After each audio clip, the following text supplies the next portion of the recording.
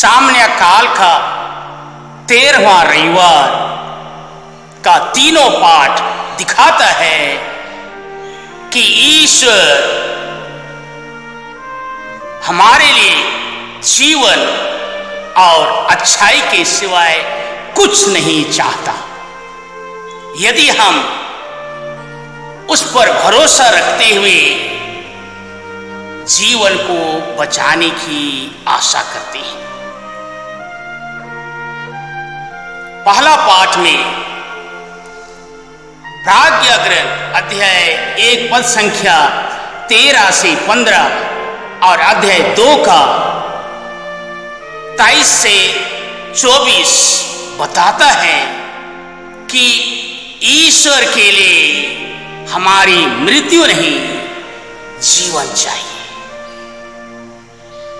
कुरिन्थियों के दूसरे पत्र अध्याय 8 पद संख्या 7 से 15 में पौलुस बताते हैं कि यीशु ख्रीस्त स्वयं निर्धन बनकर हमें समृद्ध करना चाहते थे। संत मार्कुस के सुसमाचार अध्याय 5 पद संख्या 21 से 43 तक में 2 घटनाएं घटती हैं।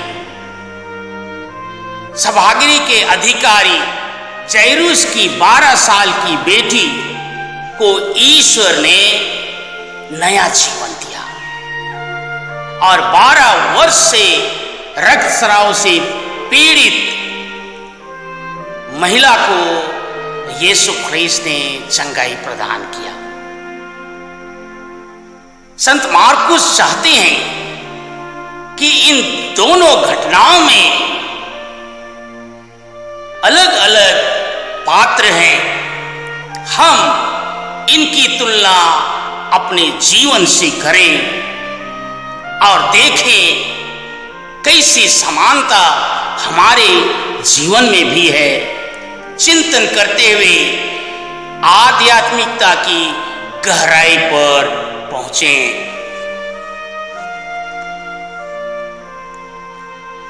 मुझ जैसे साधारण पुरोहित गिरे तबका का व्यक्ति के लिए 12 वर्ष से पीड़ित मां की घटना स्पर्श करती है। एक और सभागिरी का अधिकारी जैरूस जाना माना व्यक्ति 12 वर्ष की लड़की का पिता है, लेकिन ये 12 वर्ष से रक्तस्राव से पीड़ित मां अनजान अजनबी है। किस वंश की है, किस जात की है, किसी को पता नहीं है। वह अछूत है क्योंकि रक्तस्राव से पीड़ित है। सभागिरी तो घुस ही नहीं सकती है। उन्होंने यीशु के विषय में सुना था, इसलिए भीड़ में से पीछे आकर यीशु के कपड़े का स्पर्श किया। वो मन ही मन कहा करती थी, यदि मैं यीशु ख्रीस्त के कपड़े का स्पर्श भर कर पाऊंगी तो मैं चंगी हो जाऊंगी।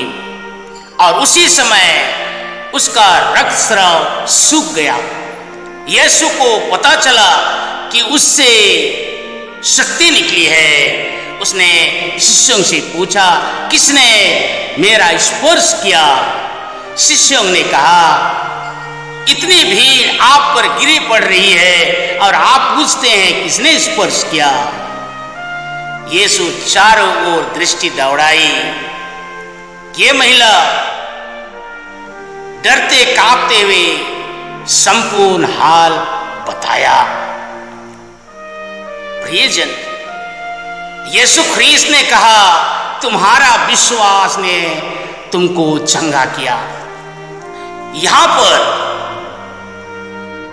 ये रक्तस्राव से पीड़ित मां ना केवल डर रही है, कांप रही है, क्योंकि उस समय और आज में कोई फर्क नहीं है, क्योंकि आज भी नीच तबका के लोग, गरीब तबका के लोग, उपेक्षित तबका के लोग बड़े लोगों को डरते हैं, क्योंकि आज भी सामाजिक आर्थिक रूप से आज भी शोषण जारी है।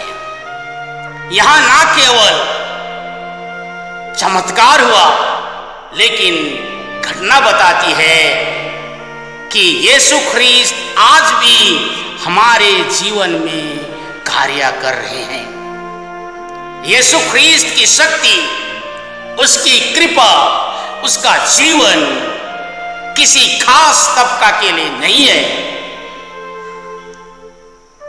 चाहे व्यक्ति मरा हो या मर रहा हो, धनी हो, गरीब हो, शोषित हो, उपेक्षित हो या बड़ा हो, काला हो या गोरा हो, धर्मी हो या पापी हो,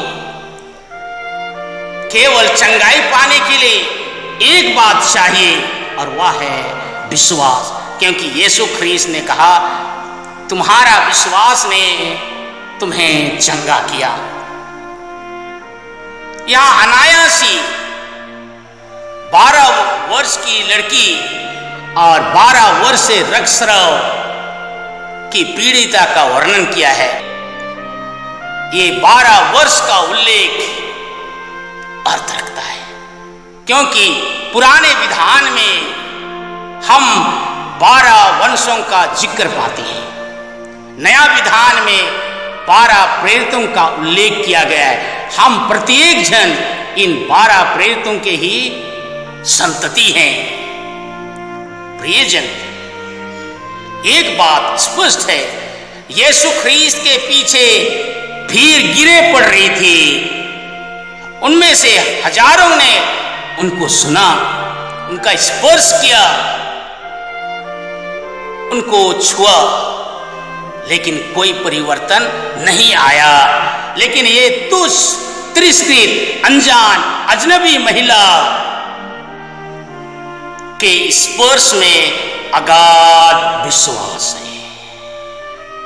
याद रहे, हमारा इस विश्वास ईश्वर को स्पर्श करता। हमारी स्तुति, आराधना, विनती, प्रार्थना ईश्वर के कानों तक पहुंचती है।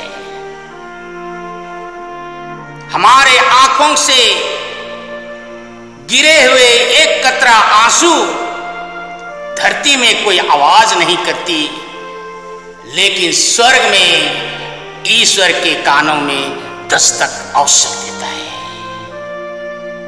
मेरे प्रियजन, कोरोना के इस काल में हम एक दूसरे के लिए प्रार्थना करें कि सुसमाचार का प्रत्येक शब्द कोरोना से पीड़ित भाई बहनों को स्पर्श करे। जितने भी लोग सेवारत हैं, उन्हें सामर्थ्य और शक्ति और जीवन प्रदान करे। आमीन।